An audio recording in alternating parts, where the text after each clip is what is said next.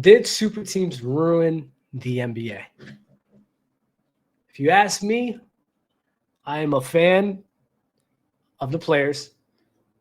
I am definitely in favor of player empowerment.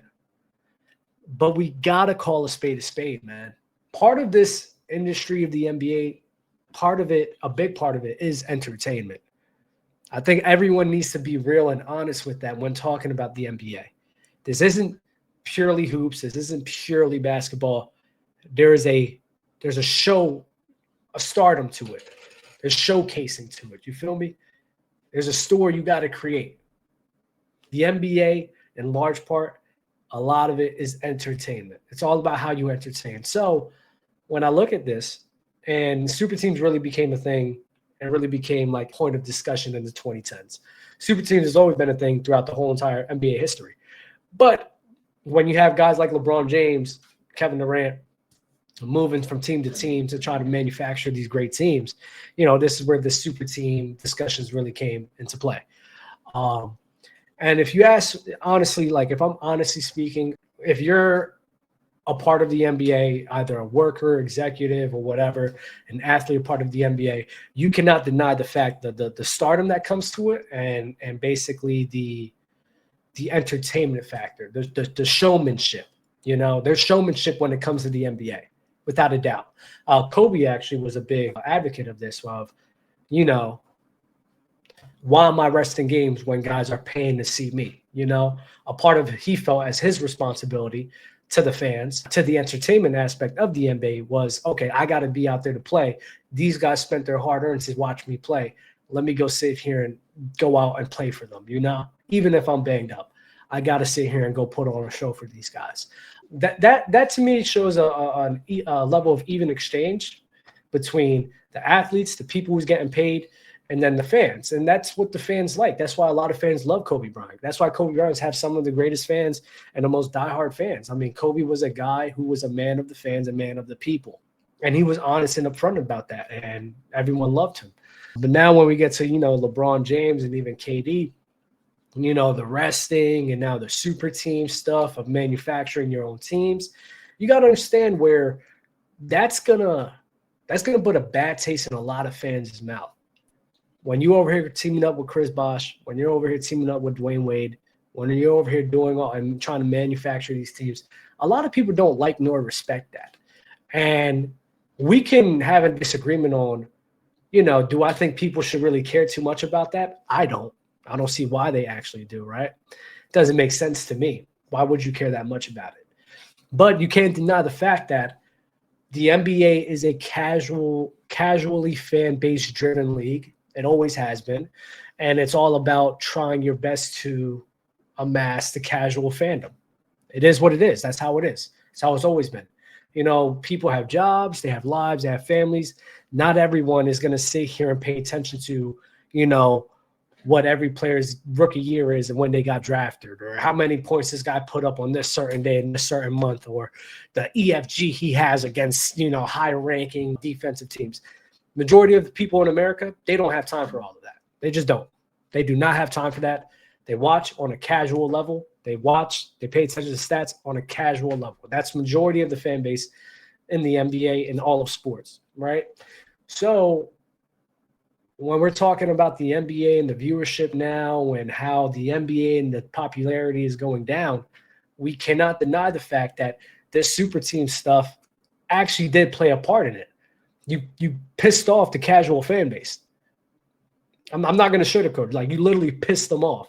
When you're doing this super team stuff, when you're doing these guys going from one team to another, eventually they get tired of it and they don't want to watch it. I'm up in the Northeast, bro. And one of the main things that I hear all the time? I don't watch the NBA anymore. I don't like LeBron James anymore. You want to know why? Because they just – I don't want to curse. They're punks, I guess you can say. Or, them switching from team to team is not like the right thing to do and everything. A lot of people just don't like that. A lot of people don't.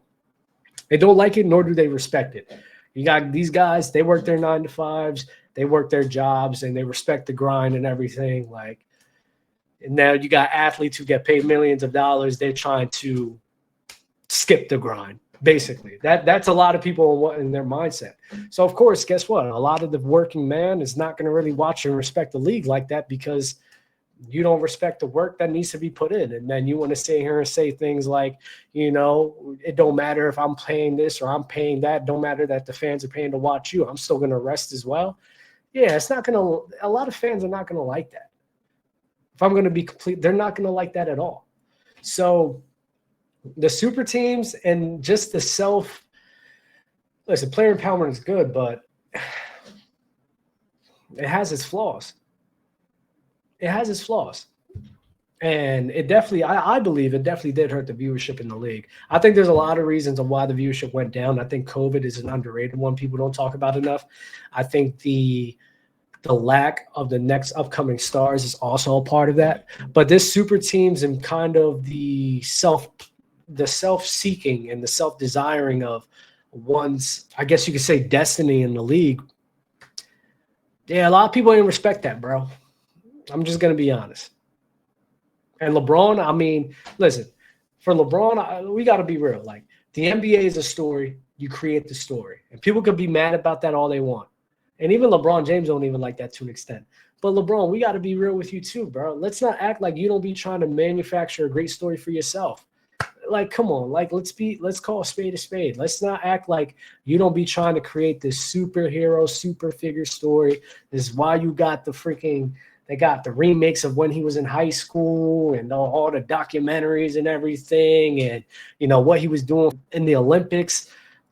Like, come on, bro. You're feeding into that story to try to level yourself up. Understandably so. My thing is, let's not sit here and manufacture this story as if like, all right, I'm only going to try to manufacture it if this only benefits me. It don't work like that.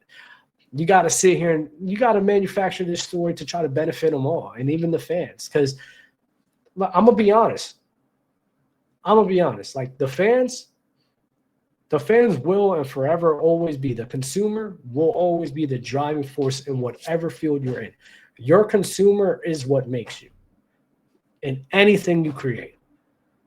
Well, any business in America. Majority of the business in America, the consumer is the driving force, and you need to find ways to please the consumer.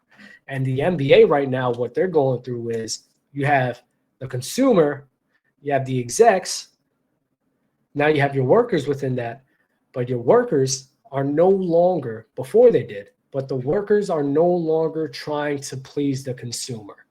They don't care about it because they just don't. That could be for a lot of different reasons. I do think they care about basketball, but they don't care about the fans a lot. KD don't care about the fans a lot. He likes doing him and doing whatever he wants. I'll be honest. Like, that's how it is. I like KD too. I think it's funny what he does on Twitter. But when your workers are openly admitting to not really caring how the fandom feels about certain things, that hurts your consumer and that hurts your market and that hurts your viewership, because eventually they're going to start clicking off. So the NBA is kind of in a limbo right here, and I'm not sure what the NBA is ever going to do, because you can't just fire your workers. Not these workers. They command so much attention. You can't fire them. You still have to pay them, because if you don't, they could just do another lockout. So the execs, they trying to please the fans and the players. How do you do that? How do you please the fans and the players? The players want to get paid as much money as they can. On top of that, they don't want to do showmanship. They don't. I mean, the All-Star game could be another reason to the lack of care of showmanship, because, I mean, the All-Star games have just been trash for the last, almost 10 years now. And that's a part of this little mindset. I'm sorry. It is what it is. Now, the players can do whatever they want. I'm still going to watch. But, the league right now, I don't think the league is in a great spot. The league is definitely I'm worried for the NBA and where it's going to go. I think it's probably always going to be a thing, but there's probably going to be a lot of cuts eventually. Because even with this new deal, Adam Silver's crazy. This guy said these guys could just watch highlights. This guy's nuts. This guy's freaking nuts, bro. Everyone's just getting fed up with fans. It's crazy, dog. They're completely getting fed up with fans, even the execs. And the fans are eventually just going to turn off the TV.